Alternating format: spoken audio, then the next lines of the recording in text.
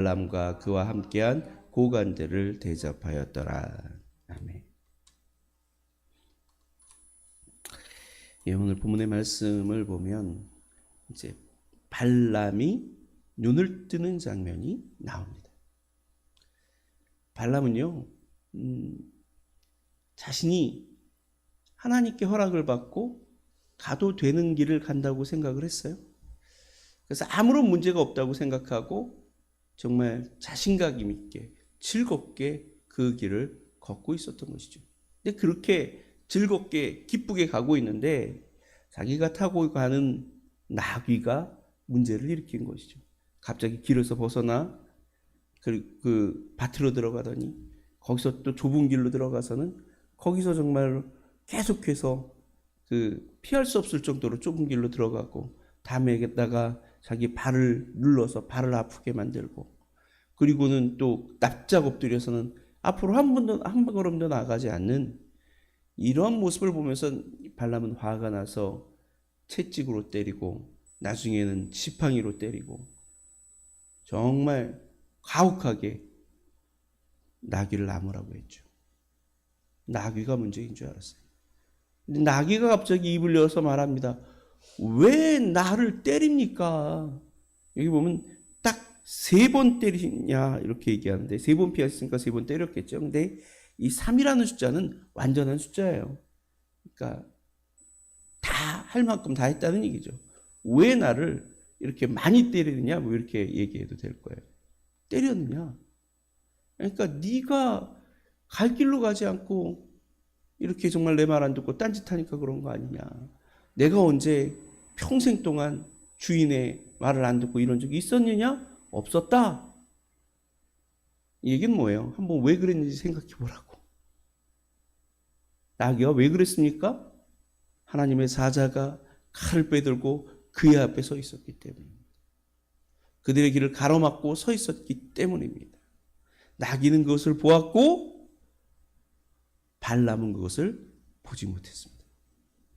모든 사람들이 존경하는 어떻게 보면 영적인 사람, 선지자가 나귀가 보는 그걸 보지 못하는 거예요.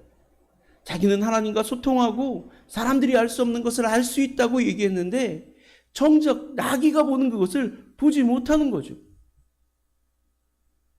그래서 자신의 잘못을 깨닫지 못하고 나귀를 때리고 책망하는 겁니다. 본질을 보지 못해서 그런 거예요. 근데 그런 발람의 눈을 하나님의 사자가 뜨게 했습니다. 하나님이 그의 눈을 뜨게 하셨습니다. 오늘 본문에 보니까 31절 말씀에 그때 여호와께서 발람의 눈을 밝히심에 여호와의 사자가 손에 칼을 들고 선 것을 그가 보고 머리를 숙이고 엎드리니 이렇게 말합니다. 드디어 하나님의 사자를 본 것입니다. 이 사람이 왜 특별히 하나님의 사자를 보지 못했을까요? 하나님께서 그의 눈을 가리셨기 때문일까요? 물론 그럴 수 있습니다. 하나님 보지 못하게 하셨던 면도 있겠죠. 그러나 그가 그렇게 궁극적으로 하나님의 뜻을 분별하지 못하고 죽음의 길로 걸어가게 된 근본적인 동기는 뭐예요? 욕심에 치우쳤기 때문입니다. 그리고 지나치게 자기 확신에 빠져 있었기 때문입니다. 그렇게 욕심에 치우치고 자기 확신에 빠지면요, 보아야 될 게 보이지 않는 거예요. 보아야 될 게 보이지 않는 거예요. 그 보는 것이 잘못 판단되고 잘못 느껴지게 되는 거예요. 항상 하나님 중심적인 사고가 아니라 나 중심적인 사고를 하면 이렇게 오류에 빠지게 되고 잘못된 길에 서게 됩니다.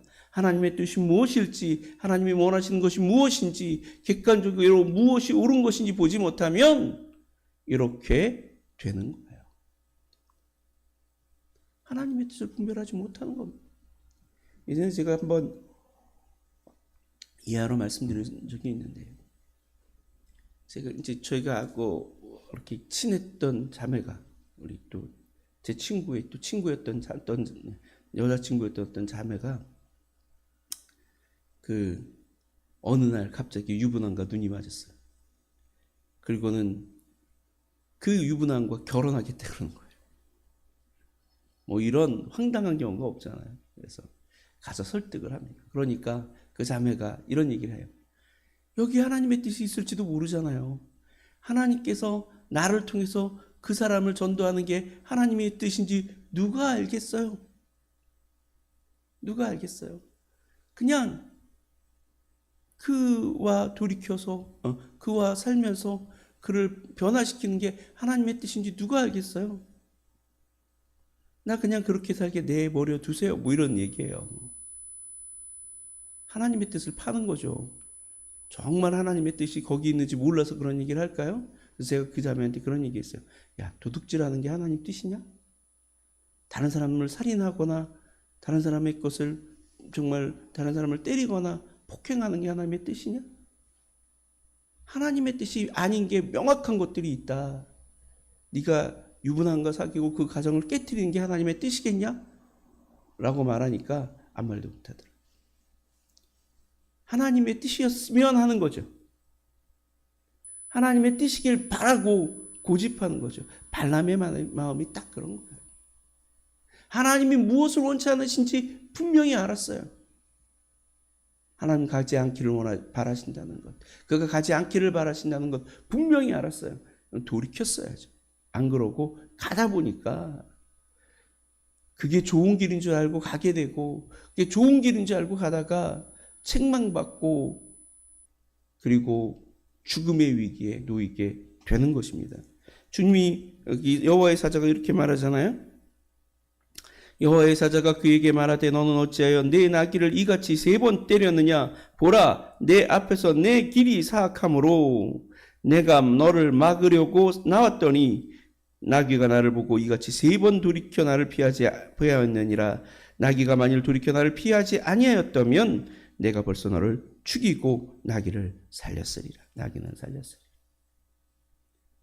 죽을 뻔했다는 거예요. 나귀 아니면 죽일 뻔했다는 거예요. 나귀가 자기 말 안 듣는 원수가 아니라 자기를 살린 은인이었다는 것이죠. 그걸 몰랐다는 거예요. 왜? 욕심에 치우쳐서 가고 싶은 마음 때문에 그렇게 했다는 거죠. 여러분, 주님 말씀 앞에서, 주님의 뜻 앞에서 내 욕심, 내 의지, 내 생각 내려놓을 줄 아는 저와 여러분 되시기를 바랍니다. 하나님의 뜻이 명확하다면 더 이상 토달면 안 돼요. 더 이상 하나님을 설득하려고 해서는 안 돼요. 하나님이 용납하는 것 같고 용서하는 것 같고 하나님이 허용하는 것 같지만 그 길은 고난의 길이고 그 길은 고통의 길인 거예요. 하나님이 막으셨다면 하나님이 우리에게 최선의 것을 허락하신 줄로 믿고 포기하는 용기가, 은혜가 있어야 될 줄로 믿습니다. 그런 삶을 살아가는 저와 여러분이 되시길 바랍니다. 오늘도 하나님께서 우리에게 주신 길이 있습니다. 묻지 않아도 명확한 길이 있어요. 그 길로 나가는 저와 여러분 되시길 바랍니다. 하나님의 뜻이 무엇인지 분별하고 그 뜻에 맞게 선하게, 아름답게, 정의롭게 주님을 기쁘시게 하는 아름다운 삶을 살아가는 저와 여러분 되시길 바랍니다. 그 길 가운데 주님이 함께 하실 것입니다. 그 길 가운데 주님의 은혜가 있을 것입니다. 욕심 때문에, 나의 아집 때문에 잘못된 길로 걸어가는 어리석은 자 되지 않는 저와 여러분 되시기를 주님의 이름으로 간절히 축원합니다. 이 시간으로 다 같이 기도하겠습니다. 기도할 때 하나님, 내게 분별력을 주시고 결단력을 주옵소서. 무엇이 옳은 일인지, 무엇이 바른 길인지 분명히 알게 도와주시고 깨닫는 순간 나의 모든 생각, 나의 모든 욕심, 나의 모든 이익, 유익 다 내려놓고 오직 하나님의 말씀에 순종할 줄 아는 그런 온전한 하나님 사람 되게 해달라고 이 시간에 같이 간절한 마음으로 기도하고 각자의 기도 제목을 주님께 아뢰고 자유롭게 돌아가겠습니다. 다 같이 기도합니다.